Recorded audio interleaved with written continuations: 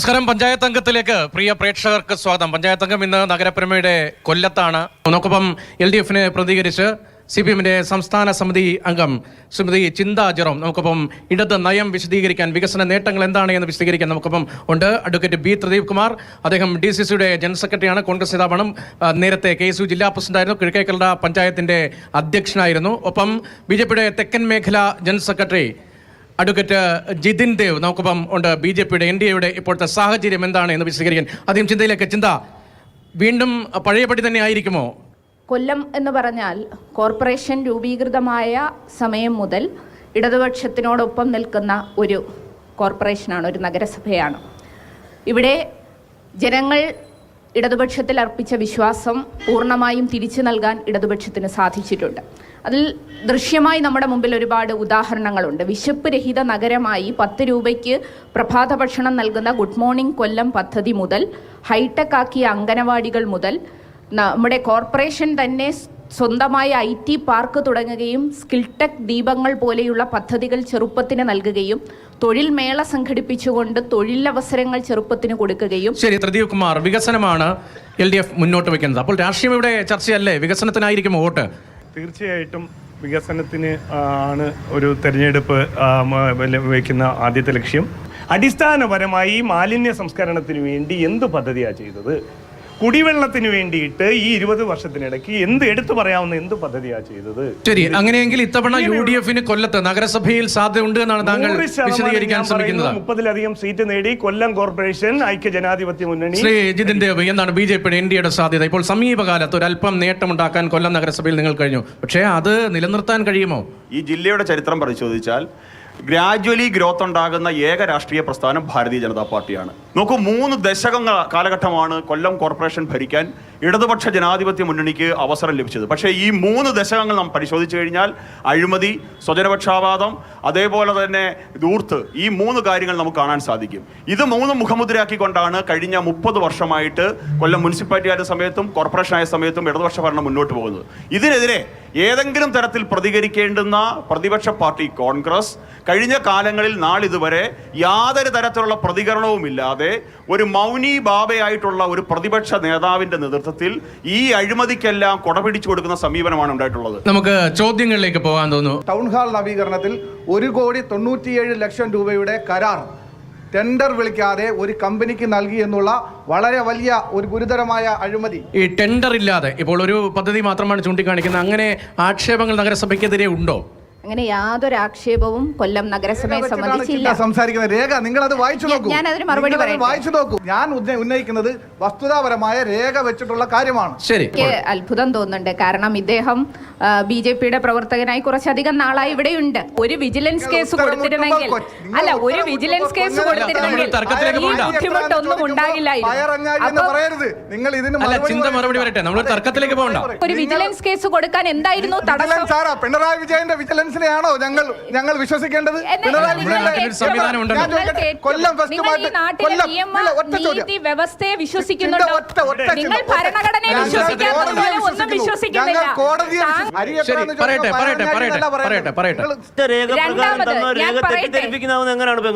ഞാൻ പറയട്ടെ, പാലക്കാട് തൊട്ട് തുടങ്ങിയ തന്ത്രമാണ്. പാലക്കാട് അവരുടെ ജില്ലാ പ്രസിഡന്റ് ഇറങ്ങി വന്ന് ചൗക്കുറ്റി കടിക്കുക ചെയ്യുന്നത്, തള്ളുക ചെയ്യുന്നത്. അപ്പൊ ഈ ഒരു തന്ത്രം BJPയുടെ കായികമായി ആക്രമിക്കാവുന്ന തന്ത്ര കയ്യിലിരിക്കുക. പ്രതിരോധിക്കാനും അറിയാം. പൊതുപ്രവർത്തന രംഗത്ത് ടൗൺ ഹാള് വളരെ മനോഹരമായ വിധത്തിൽ ഇപ്പോൾ നവീകരിച്ചിട്ടുണ്ട്. നിങ്ങൾ ഈ പറഞ്ഞ ആരോപണം, നിങ്ങൾക്ക് ഇങ്ങനെ ഒരു ആരോപണം ഉണ്ടെങ്കിൽ ഞങ്ങൾ തുറന്ന മനസ്സോടുകൂടി പറയുകയാണ്, നിങ്ങൾക്കത് നിയമപരമായി നേരിടാം. ഞങ്ങളുടെ കൈകൾ ശുദ്ധമാണ്. എന്ന് പറയുന്നത് ഞങ്ങൾക്ക് ഭയമുള്ള കാര്യമല്ല. ഇവിടെ ലോക്കൽ ഫണ്ട് ഓഡിറ്റ് ഉണ്ട് കൊല്ലത്ത്.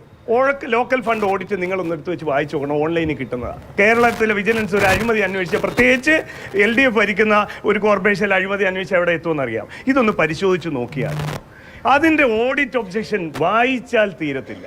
കഴിഞ്ഞ മീറ്റിങ്ങിൽ നമ്മളെല്ലാ മീറ്റിങ്ങിലും സംസാരിക്കുന്ന പുള്ളിക്കട കോളനിയെ പറ്റി പറയുമ്പോഴത്തേന് ഇവിടെ പറയും നേരെ അങ്ങ് MP.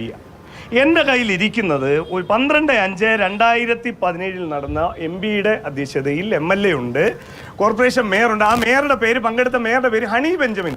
ബഹുമാനപ്പെട്ട മുഖ്യമന്ത്രിയുടെ തലത്തിൽ ബഹുമാനപ്പെട്ട റവന്യൂ മന്ത്രി, റെയിൽവേ ജനറൽ മാനേജർ എന്നിവരുടെ യോഗം വിളിക്കാൻ തീരുമാനിച്ച് 7 മാസം കഴിഞ്ഞു. ഇപ്പോഴും പറയും എന്നിട്ട് എന്തുകൊണ്ട് നടന്നില്ല എന്ന് ചോദിച്ചാൽ, ഇതിനകത്തെ 4 ഏക്കർ സ്ഥലം, 1.5 ഏക്കർ എന്ന് പറഞ്ഞാൽ നമ്മുടെ ക്ലോക്ക് ടവർ തൊട്ട് ഇങ്ങോട്ട് വരുന്ന ഒഴിച്ചാൽ വരുന്ന 3 ഏക്കർ സ്ഥലത്തിന് പൈസ ആരടയ്ക്കണം? കോർപ്പറേഷൻ അടയ്ക്കണം. ആ വസ്തു വാങ്ങിക്കൊടുക്കാനുള്ള പ്രാഥമിക ബാധ്യത പോലും ചെയ്യാതെ അല്ലെങ്കിൽ 5-ാം മാസം നടന്ന മീറ്റിങ്ങിന് പിന്നീട് മുഖ്യമന്ത്രി തലത്തിൽ ഒരു മീറ്റിംഗ് നടത്താതെ ഓടെ ഇങ്ങോട്ട് വന്ന് പറയും MP എവിടെ MP ചെയ്യേണ്ടത്? ആ മീറ്റിംഗ് മിനിറ്റ്സ് നിങ്ങളൊന്ന് വായിച്ചു നോക്ക്. റെയിൽവേയുടെ നിയന്ത്രണത്തിലുള്ള പ്രദേശം അത് നൽകുന്നതിനകത്ത് ആരാണ് ഇടപെടേണ്ടത്? നിങ്ങൾ ഈ പറയുന്നത് പോലെ മേയറോ MLA ആണോ? ഈ പൈസ അടയ്ക്കേണ്ടത് ഒരു എംപിക്ക് ഒരു വർഷം എത്ര കോടി രൂപ? 5 കോടി രൂപ പ്രാദേശിക 3 ഏക്കർ സ്ഥലത്തിന്റെ പൈസ അടയ്ക്കേണ്ടത് കോർപ്പറേഷന് ചെയ്യാൻ പറ്റുന്നില്ല, കളഞ്ഞിട്ട് പോകണം. അദ്ദേഹത്തിന്റെ പാർട്ടി ഉൾപ്പെടെ ഞങ്ങളുടെ കൂടെ നിൽക്കുന്ന സമയത്തുള്ള 5 വർഷം കൂടെ കൂട്ടിയിട്ട് സ്വന്തം അഴിമതിക്കെതിരെ ജാഥ നടത്തിയെന്ന് വ്യാഖ്യാനം വരുന്ന വിധത്തിൽ ജാഥ നടത്തിയ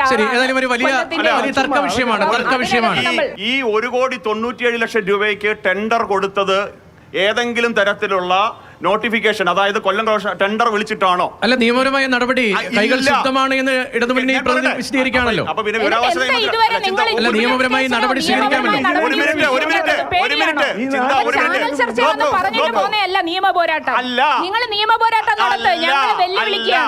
കൊല്ലം ഫെസ്റ്റിന്റെ ഓഡിറ്റിംഗിനകത്ത് പറഞ്ഞിട്ടുണ്ട് ഒരു കാര്യം. എന്തുവാ? നിങ്ങളൊരു കുതിരയെ കൊണ്ടുവന്നു. എങ്ങനെ നിങ്ങൾ കുതിരയെ കൊണ്ടുവന്നത്? ഒരു ബൈക്കിന്റെ പുറകിൽ കുതിരയെ കൊണ്ടുവന്നത് ഓഡിറ്റ് റിപ്പോർട്ടുള്ള നാടായത്. ഈ ടൗൺ ഹാള് ചിന്ത സംസാരിച്ചപ്പോ ഞാൻ സംസാരിച്ചിട്ടില്ല. നിങ്ങൾ ഈ പറയുന്ന town hall,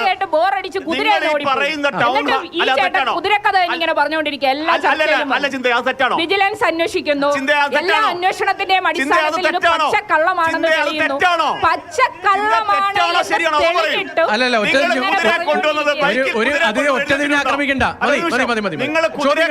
Sabitha Begum corporation മേയറായ സമയത്ത് കൊല്ലത്തിൻ്റെ സമഗ്ര വികസനം എന്നും പറഞ്ഞുകൊണ്ട് ഒരു സെമിനാർ നടത്തി. 144 കോടി രൂപയ്ക്ക് നമ്മൾ കൊടുത്താൽ അന്നത്തെ സീവേജ് സിസ്റ്റം ശരിയായി കൊടുക്കാമെന്ന് പറഞ്ഞ് അന്നത്തെ മിനിറ്റ്സിലുണ്ടാകുകൊണ്ട് നോക്കിയാൽ അറിയാം. 144 കോടി രൂപയ്ക്ക് അന്ന് സെൻട്രൽ സീവേജ് സിസ്റ്റം അറിയാമല്ലോ ശരിയാക്കാമെന്ന് പ്ലാൻ സഹിതം കൊടുത്തതാണ്. എന്തായി ഇന്ന് വരെ? മാലിന്യ സംസ്കരണവുമായി ബന്ധപ്പെട്ട് നമ്മുടെ കുരീപ്പുഴ ചണ്ടിടിപ്പോ എത്ര വർഷമായി പ്രശ്നമുണ്ടായിരുന്നതായിരുന്നു.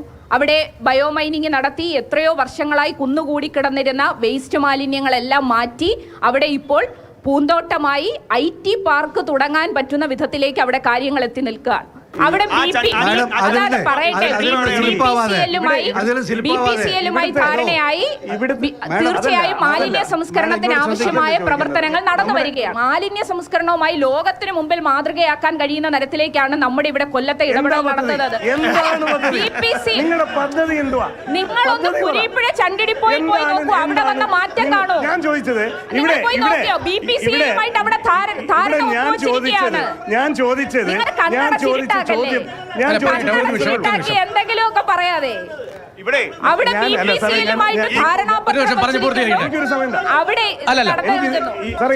മാത്രമേ അങ്ങനെ ഒരു ബോർഡ് കണ്ടിട്ടുള്ളൂ. അങ്ങോട്ടും പോകുമ്പോ ഇത്തരം സ്റ്റാറ്റ്യൂട്ടറി വാർണിംഗ് ആയിട്ടുള്ള ബോർഡുകൾ എങ്ങും കണ്ടിട്ടില്ലേ? ആദ്യമായിട്ട് കാണുവാണോ? അത്ഭുതമാണോ? എനിക്കൊരു 5 മിനിറ്റ്. ഇവിടെ ചോദിച്ച ചോദ്യം എന്താ? നിങ്ങളുടെ പദ്ധതി ചോദിച്ചപ്പോ പറഞ്ഞ മറുപടി കുരീപ്പുഴ ചണ്ടി ഡിപ്പോ വൃത്തിയാക്കി അതിനകത്ത് പാർക്ക് വെച്ച് അതിനകത്ത് ഇനി ഒരു AC ഹോട്ടലിലൂടെ കൊണ്ടുവരാമെന്ന് പറയും. ഇതാണോ നിങ്ങൾ പറയേണ്ടുന്ന പദ്ധതി എന്തുവാ? ഞങ്ങൾ ഇവിടെ കൊല്ലം നഗരത്തിൽ ഞങ്ങളുടെ പദ്ധതി താങ്കൾ തീരുമാനിച്ചിങ്ങോട്ട് തരണ്ടല്ലോ. കൊല്ലം കോർപ്പറേഷൻ ഞാൻ ചോദിച്ചോട്ടെ ഒരു വിഷയത്തിൽ തന്നെ മാലിന്യ സംസ്കരണവുമായി ബന്ധപ്പെട്ട് കഴിഞ്ഞ 20 വർഷമായി 150 കോടി രൂപയുടെ പദ്ധതി ഇവിടെ വന്നു. 50 കോടി രൂപയുടെ ഈ മെഷീനറികൾ ഇവിടെ കിടന്ന് നശിക്കുന്നു. 50 പിക്കപ്പ് വാനുകൾ അവിടെ കിടന്ന് നശിക്കുന്നു. ഇതല്ലാതെ ഇവിടെ അടിയിൽ കൂടെ കുഴിച്ചിട്ട ഈ ലൈൻ അല്ലാതെ തുരുമ്പെടുത്ത ലൈൻ അല്ലാതെ ശരി, ഇതിനു വേണ്ടി ശ്രീജിതൻ. എന്താ പദ്ധതി? ശ്രീജിതൻ, ഈ പാവം പിടിച്ച മനുഷ്യർ, ഒരു തങ്ങൾ കുഞ്ഞ് മുസ്ലിയാര്, അദ്ദേഹത്തിന്റെ ഓർമ്മയ്ക്ക് വേണ്ടി ഒരു പാർക്ക് പണിയിട്ടുണ്ട്. അതിനകത്തങ്ങാണ് പോയി ഇരുന്നാൽ ദൈവമേ വല്ലാത്ത അവസ്ഥയാണ്. ഇനി വേറെ സാധനമുണ്ട്, സ്ത്രീ സൗഹാർദ്ദ പാർക്ക്. ഏതെങ്കിലും സ്ത്രീകൾ കൊല്ലത്തെന്ന് പറഞ്ഞിട്ട് എന്നാൽ പിന്നെ സ്ത്രീ സൗഹാർദ്ദ പാർക്ക് എന്ന് പറഞ്ഞ് സന്ദർശിക്കാൻ പോയി കഴിഞ്ഞാണല്ലോ, അവിടുന്ന് മാനാഭിമാനത്തോടെ രക്ഷോട്ട് വരാൻ പറ്റത്തില്ല. എങ്ങനെ ദൂർത്തടിക്കണം അതിനുള്ള പാർക്ക്. ഇനി കൊല്ലത്ത് വേറെ പ്രത്യേകത ഉണ്ട് ഞങ്ങൾക്ക്, അതറിയാമോ? കൊല്ലത്ത് മാത്രമാണ് ഒരു സവിശേഷമായ പ്രത്യേകത ഉള്ളത്. ഒരു പാലം വന്ന് ഇങ്ങനെ നിൽക്കുക, എങ്ങോട്ട് പോകണമെന്ന് അറിയത്തില്ല. ഇവിടെ ഓലേക്കടവിൽ ഒരു എങ്ങോട്ട് പോകണം. ഇവിടെ ആണെങ്കിൽ നമുക്ക് ഈ കൊച്ചുകളെ വിളിച്ചെത്തിയിട്ട് ഇവിടെ ചിത്രകലോത്സവം നടത്താം, അല്ല മറ്റേ വഴി കാണിച്ചു കൊടുത്ത് പറയുന്നുണ്ട് പണ്ട് നമ്മൾ എഴുതുന്നത് ബാലരമയിലൊക്കെ. പാലത്തിന് വഴി കാണിക്കുക, പരിപാടി നടത്താൻ പറ്റിയ സ്ഥലമാണ് കൊല്ലം. ഈ നാട് ഇവർ കട്ടുപിടിച്ച്, ഈ നാട് മുഴുവൻ നശിപ്പിച്ച്, റോഡില്ല, മാലിന്യ പ്രശ്നം, അഷ്ടമുടിക്കായൽ. അയ്യോ, അതാണ് ഏറ്റവും വലിയ കോമഡി. അഷ്ടമുടിക്കായലിന്റെ നവീകരണമാണ് ഏറ്റവും വലിയ ചിന്ത. നമ്മൾ ഇതിനെ ന്യായീകരിക്കും, കാരണം അതൊക്കെ ഭാവിയുള്ള പുതുതലമുറ രാഷ്ട്രീയ പ്രവർത്തകരാണ്. ഇവർക്ക് എപ്പോ കാശ് വേണോ അപ്പൊ ഇതെല്ലാം നവീകരിക്കും.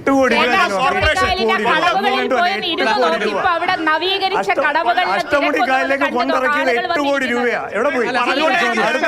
ജനങ്ങൾ ഇത് പറഞ്ഞുകൊണ്ടേ നിങ്ങളുടെ അഴിമതി പറഞ്ഞുകൊണ്ടേയിരിക്കും. പറഞ്ഞ് ജനങ്ങൾ പറഞ്ഞു ഇല്ലാത്ത കാര്യം പറഞ്ഞാൽ കൊല്ലത്തെ ജനങ്ങൾ ഈ തെരഞ്ഞെടുപ്പ് ശ്രീനാരായണ ഗുരുവിന്റെ പേരിൽ സാംസ്കാരിക നിലയം ആയിക്കോട്ടെ, കൊല്ലത്തിന്റെ വികസനമല്ലേ? അതിലും വലിയ വികസനം ഈ പാർക്ക്. Open university. ഇനി പറയാൻ നിന്നാൽ ഒരു അരമണിക്കൂറോ 1 മണിക്കൂറോ കൊല്ലത്തിന്റെ ഞാനൊരു കാര്യം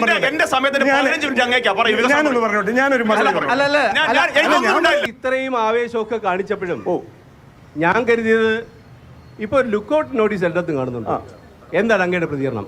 കൊല്ലം കോർപ്പറേഷൻ ഓക്കെ, അവിടെ നിൽക്കട്ടെ. അത് നിങ്ങൾ അങ്ങനെയാണല്ലോ പണ്ടും.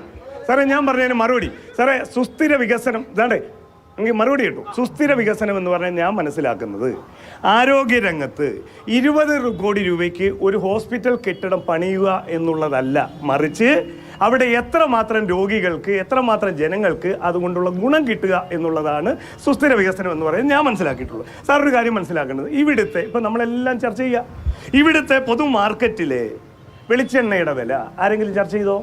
ഇല്ല. വൈദ്യുതിയുടെ എന്താണ് ചാർജ് ആരെങ്കിലും ചർച്ച ചെയ്തോ? ഇല്ല. വെള്ളക്കരം കൂട്ടിയത് ചർച്ച ചെയ്തോ? ഇല്ല. ഞാൻ പറയാം, 2016 വെളിച്ചെണ്ണയ്ക്ക് വില 112 രൂപ. ഇന്നത്തെ വെളിച്ചെണ്ണയുടെ വില 400 രൂപ. സുസ്ഥിര വികസനമാണ്. അല്ല, അത് പക്ഷേ ആഗോളതലത്തിലും കൂടിയിട്ടുണ്ട്. 18 മാസം കുടിശ്ശികയാക്കി ഇറങ്ങിപ്പോയതാണ് ക്ഷേമ പെൻഷൻ കൊടുക്കാതെ. ഇനി നാട്ടിൽ ജനങ്ങൾക്ക് കിട്ടുന്ന ക്ഷേമ പെൻഷൻ 2000 രൂപയാ. ഉമ്മൻചാണ്ടി സാർ ഇറങ്ങിപ്പോയപ്പോ 18 മാസം കൊടുക്കാതെ പോയതാണ്. വീട്ടമ്മമാരുടെ പെൻഷൻ, കണക്ട് വർക്ക് സ്കോളർഷിപ്പ് യുവജനങ്ങൾക്ക്. അപ്പൊ ഈ വികസനം ഒന്നും കാണുന്നില്ലേ? അതിദാരിദ്ര്യ നിർമ്മാർജ്ജനം. അപ്പൊ കേരളം സുസ്ഥിര വികസനം എന്താണെന്ന് അറിയത്തില്ല. രണ്ടുപേരും ഒരുമിച്ച് സംസാരിച്ചാൽ ഒന്നും വ്യക്തമാവില്ല. അതുകൊണ്ടാണ് അദ്ദേഹത്തിന് ഇതുവരെ കഴിഞ്ഞില്ല. പിണറായി വിജയൻ അധികാരത്തിൽ വരുമ്പോൾ പറഞ്ഞത് 30 ലക്ഷം തൊഴിലവസരം ഇവിടെ സൃഷ്ടിക്കുമെന്ന് പറഞ്ഞു. എത്ര ചെയ്ത്? ഇവിടെ PSC പരീക്ഷ എഴുതിയ ചെറുപ്പക്കാരുടെ എണ്ണം, PSCക്ക് അപേക്ഷിച്ചവരുടെ എണ്ണം 1.2 കോടിയാണ്. ജോലി കിട്ടിയവരുടെ എണ്ണം പറഞ്ഞു. അതാണോ സുസ്ഥിര വികസനം? നമ്മൾ കൊല്ലവുമായി ബന്ധപ്പെട്ട വിഷയങ്ങളാണ് ചർച്ച ചെയ്യുന്നത്. നമ്മൾ ദീർഘമായി ചർച്ച ചെയ്യാൻ നമുക്ക് സമയമില്ല. അതുകൊണ്ടാണ് ചോദ്യം, കൊല്ലത്ത് ചോദ്യം. കൊല്ലം കോർപ്പറേഷൻ 30 വർഷം ഭരിച്ചിട്ട് ഇവിടെ എന്ത് ഉണ്ടാക്കി കൊടുത്തു? ഞങ്ങള് Pullikkada colony, Keshava town hall, ഇതൊക്കെ ആർക്കോട്ട് കൊടുത്തു? നിങ്ങളെ മേയറെ കല്യാണം നടത്തിയോടാ, കൊല്ലം ടൗൺ ഹാൾ നടത്തിയോ? ആണോ ജോലി? കേശവ ടൗൺ ഹാളിലാണോ നിങ്ങളെ ഇവിടുത്തെ കോർപ്പറേഷന്റെ മേയറെ കല്യാണം നടത്തിയത്? ഇതൊക്കെ എവിടെ കാണിച്ചത്? ഇത് ടൗൺ ഹാൾ 30 വർഷം ഭരിച്ച് ഇവിടെ ഒന്നും ചെയ്തില്ല. കൊല്ലത്തിന് വേണ്ടിട്ട് എന്ത് ചെയ്ത് നിങ്ങള്? ചേട്ടാ, 30 വർഷം ഒന്നും ചെയ്തില്ല നിങ്ങള്. ചേട്ടാ, കല്യാണം നടത്താനുള്ള പൈസ പിന്നെ ആരുണ്ടായി കൊടുക്കും? പൈസ ഉണ്ടായി കൊടുത്താറ് എല്ലാം പറഞ്ഞോ. അഴിമതി വിളിച്ചു പറയുകയാണ് ചിന്ത. അല്ല, താങ്കൾ ഇവിടെ പറഞ്ഞത് ആരാണ് ആ പെൺകുട്ടിയുടെ കല്യാണം നടക്കാനുള്ള പണം കൊടുത്തത് എന്നാണ് BJPയുടെ പ്രതിനിധി പറഞ്ഞത് ഉത്തരവാദിത്തപ്പെട്ട ഒരു ചാനലിൽ. ഞാൻ ഉത്തരവാദിത്തത്തോടെ പറയുന്നു, 1,97,00,000 രൂപയുടെ പ്രവർത്തനം വർക്ക് ടെൻഡർ ഇല്ലാതെ കൊടുത്തത് അഴിമതിയാണെങ്കിൽ അതിന്റെ വിവരാവകാശ രേഖ സെക്രട്ടറി തന്നിട്ടുണ്ടെങ്കിൽ നിങ്ങൾ അഴിമതിയാണ്. ചിന്ത ഒരു നിമിഷം. ഇപ്പോ അഴിമതി നിങ്ങൾക്ക് കൊല്ലത്ത് കണ്ടുപിടിക്കാൻ പറ്റില്ല. ഞങ്ങൾ വെല്ലുവിളിക്കുകയാണ്. 6 മാസം കഴിഞ്ഞ് നമ്മൾ വീണ്ടും ഇതേ മാതൃഭൂമി ന്യൂസിൽ ഇതേപോലെ പരിപാടി കണ്ടെത്തുമ്പോ ഇതിന് കേസ് കൊടുത്തിട്ടേ ഞാൻ ഈ അടുത്ത ചോദ്യം. ഞങ്ങൾക്ക് കേസ് കൊടുക്കാം. അങ്ങനെ കേസ് കണ്ടും മിരട്ടല് കണ്ടും ഞങ്ങളുടെ കൈകൾ ശുദ്ധമാണ്. ഇപ്പൊ ഈ 10 വർഷം നമ്മുടെ LDF ഗവൺമെന്റ് പിന്നെ ഭരണത്തിൽ വന്നതിന് ശേഷമാണ് എന്റെ വീടിനടുത്ത് ഒരു പബ്ലിക് ഹെൽത്ത് സെന്റർ ഉണ്ട്. 10 വർഷം കഴിഞ്ഞപ്പോഴത്തേക്ക് അവിടെ വന്ന മാറ്റം എന്ന് പറയുന്നത് ആ തുണ്ടിനെ മരുന്നാക്കി തന്നത് LDF ഗവൺമെന്റാ. LDF ഗവൺമെന്റ് അധികാരത്തിൽ വന്നതിന് ശേഷം LDF ഞാൻ പറയട്ടെ, അതിന്റെ പേര് ആയുഷ് ആരോഗ്യ മന്ദിർ. ആയുഷ് ആരോഗ്യ മന്ദിർ ഹെൽത്ത് ഗ്രാന്റ് കൊടുക്കുന്നുണ്ട് കോടിക്കണക്കിന് രൂപ. ഇപ്പോഴൊന്നും അല്ല, അത് പോയി. ഞാനൊന്ന് പറഞ്ഞോട്ടെ, ഹെൽത്ത് ഗ്രാന്റ് സെൻട്രൽ ഗവൺമെന്റിന്റെ ഹെൽത്ത് ഗ്രാന്റ് പേര് മാറ്റി വീണ ജോർജ് പേര് മാറ്റി ആയുഷ് ആരോഗ്യ മന്ദിർ. അതാ പുതിയ പേര്. നിങ്ങൾ അധികാരത്തിൽ ഏറുമ്പോഴത്തേക്ക് പ്രകടന പത്രികകൾ മുമ്പിൽ വെക്കുമ്പോഴത്തേക്ക് ആ പ്രകടന പത്രികയിൽ പറയുന്ന എന്ത് കാര്യങ്ങൾ മുമ്പോട്ട് പോകുന്നത് മനസ്സിലാകുന്നില്ല. അതുപോലെ വേണം ഞങ്ങൾ രാഷ്ട്രീയത്തിലേക്ക് കടക്കുമ്പോഴത്തേക്ക്, ഭരണത്തിലേക്ക് കടക്കുമ്പോൾ പ്രകടന പത്രിക മുന്നിലോട്ട് വെക്കുമ്പോഴത്തേക്ക് ആ പ്രകടന പത്രികയിൽ പറഞ്ഞിട്ടുള്ള മുഴുവൻ കാര്യങ്ങളും പൂർത്തീകരിച്ചുകൊണ്ട് ജനങ്ങൾക്ക് മുന്നിൽ ഒരു പ്രോഗ്രസ് റിപ്പോർട്ട് വെച്ചുകൊണ്ടാണ് ഞങ്ങൾ മുന്നോട്ട് പോകുന്നത്. പ്രകടന പത്രികയിൽ 5 വർഷം മുമ്പുള്ള കാര്യങ്ങൾ ഞങ്ങൾ നടപ്പിലാക്കിയിട്ടുള്ള പറയുന്നത്. ഞാൻ നിങ്ങളുടെ പുള്ളിക്കടയിലെ കൗൺസിലർ ഹണി ബെഞ്ചമിന്റെ പ്രകടനത്തെ സഹോദരിക്ക് ഞാൻ കാണിച്ചു തരാം. പുള്ളിക്കടയിലെ ജനങ്ങളെ പുനരധിവസിപ്പിക്കും. എവിടെയാണ് നടപ്പിലാക്കിയത്? ഇന്നും ജനങ്ങള് ശൗചാലയം പോലും നരകയാത്ര അനുഭവിക്കുക. എന്തിനു വേണ്ടി നിങ്ങൾ വ്യാജ വാഗ്ദാനം കൊടുത്തു? നരകയാത്ര അനുഭവിക്കുക. നിങ്ങൾക്ക് എല്ലാ സൗകര്യമുണ്ട്, ആ ജനങ്ങൾക്ക് ഒരു സൗകര്യമില്ല സഹോദരി. ആ റെയിൽവേയുടെ ഭൂമി വാങ്ങിക്കാനുള്ള കഴിവില്ലെങ്കിൽ രാജിവെച്ച് പോകുന്നേ. ഞങ്ങൾ കൊണ്ടുവരാന്നേ, ഞങ്ങൾ അധികാരത്തിൽ വരുന്നുണ്ടേ, ഞങ്ങൾ കൊണ്ടുവരാം. എന്റെ ചോദ്യം LDFന്റെ പ്രതിനിധിയായിട്ടുള്ള ശ്രീമതി ചിന്താ ജെറോമിനോടാണ്. ഈ നേരത്തെ തൊഴിലില്ലായ്മയെ പറ്റിയും ധാരാളം തൊഴിൽ കൊടുത്തതിനെ പറ്റിയൊക്കെ വാദോരാ സംസാരിക്കുന്നത് കേട്ടു. ഒരു 500 പേർക്ക് 25 വർഷമായിട്ട് തൊഴിൽ കൊടുക്കാൻ പറ്റുന്ന എന്തെങ്കിലും ഒരു സംരംഭം ഈ കൊല്ലം കോർപ്പറേഷനിൽ യാഥാർത്ഥ്യമാക്കിയിട്ടുണ്ടെങ്കിൽ അതിനെക്കുറിച്ച് ചിന്താ ജെറോം പറയാൻ തയ്യാറാണ്. ഒരു ചോദ്യം കൂടെ. രണ്ടാമത്തെ ചോദ്യം, കേന്ദ്ര ഗവൺമെന്റിൽ നിന്ന് കൊല്ലം കോർപ്പറേഷനിൽ അംഗനവാടികളുടെ പ്രവർത്തനത്തിനും അതിന്റെ വികസനത്തിനുമായിട്ട് എന്തെങ്കിലും തരത്തിലുള്ള സഹായമോ ഫണ്ടോ ലഭിക്കുന്നുണ്ടോ? ഉണ്ടെങ്കിലുണ്ട്, ഇല്ലെങ്കിൽ ഇല്ലെന്ന് പറയാം. ഓക്കെ. അതിൽ ഏറ്റവും പ്രധാനപ്പെട്ട ഒന്നാണ് എത്ര പേർക്ക് തൊഴിൽ കൊടുത്തു എന്നുള്ളത്. സ്കിൽ ടെക് ദീപങ്ങൾ, ഈ 2 പദ്ധതിയും ഒന്ന് കൊല്ലം കോർപ്പറേഷന്റെ പദ്ധതികളാണ്. എന്താണെന്നൊന്ന് മനസ്സിലാക്കണം. സ്കിൽ ടെക് എന്ന് പറയുന്ന പദ്ധതിയുടെ ഭാഗമായിട്ട് തൊഴിൽ മേള നടത്തി ഇവിടുത്തെ ചെറുപ്പക്കാർക്ക് തൊഴിലവസരം കൊടുക്കുന്നു. ദീപങ്ങൾ ചോദ്യം സ്പെസിഫിക് ആണ്. കൊല്ലം കോർപ്പറേഷൻ ഈ നഗരത്തിൽ നടപ്പിലാക്കിയ 500 യുവാക്കൾക്ക് തൊഴിൽ ലഭിക്കുന്ന സംരംഭം അല്ല. തൊഴിൽ മേള കഥയിലാണ് ചോദിച്ചത്. 500 ചെറുപ്പക്കാർക്കാണ് തൊഴിൽ കൊടുത്തത്. ആ പദ്ധതിയുടെ പേരാണ് സ്കിൽ ടെക് ദീപങ്ങൾ. ഈ 2 പദ്ധതി ഞാൻ വ്യക്തമായി പറഞ്ഞല്ലോ. നിങ്ങളിപ്പോ വലിയ കാര്യമായി വിവരാവകാശം എല്ലാം എടുത്തുകൊണ്ട് വന്ന് വലിയ പ്രസംഗം നടത്തുന്നവരാണ്. നിങ്ങൾ ഇതേപോലെ വിവരാവകാശം എടുക്കൂ. കൊല്ലം കോർപ്പറേഷൻ എത്ര ചെറുപ്പക്കാർക്ക് തൊഴിലവസരം കൊടുത്തു? 3000-ൽ കൂടുതൽ ചെറുപ്പക്കാർക്ക് തൊഴിൽ മേളയുടെ ഭാഗമായി മാത്രം കൊടുക്കാൻ നമുക്ക് സാധിച്ചു എന്നുള്ളതാണ്. നേഴ്സിംഗ് പൂർത്തിയാക്കിയ വിദ്യാർത്ഥികൾക്കാണ് ദീപങ്ങൾ എന്ന് പറയുന്ന പദ്ധതി. കോർപ്പറേഷന് തന്നെ സ്വന്തമായി അത് മനസ്സിലാക്കണം. ഞാൻ പുള്ളിക്കടയിൽ താമസിക്കുന്ന ആളാണ്. ഞാൻ പുള്ളിക്കടയിൽ താമസിക്കുന്ന ഒരു നിവാസിയാണ്. എനിക്ക് അവിടെ ഒരു വികസനവും കണ്ടിട്ടില്ല. ഇന്നും ഇരുട്ടിന്റെ മറവിലാണ് സ്ത്രീകൾ പോയിട്ട് ബാത്റൂം സൗകര്യം ചെയ്യുന്നത്. അല്ലാതെ വേറെ അവിടെ ഒന്നും കെട്ടിക്കൊണ്ടിട്ടില്ല. ബാത്റൂം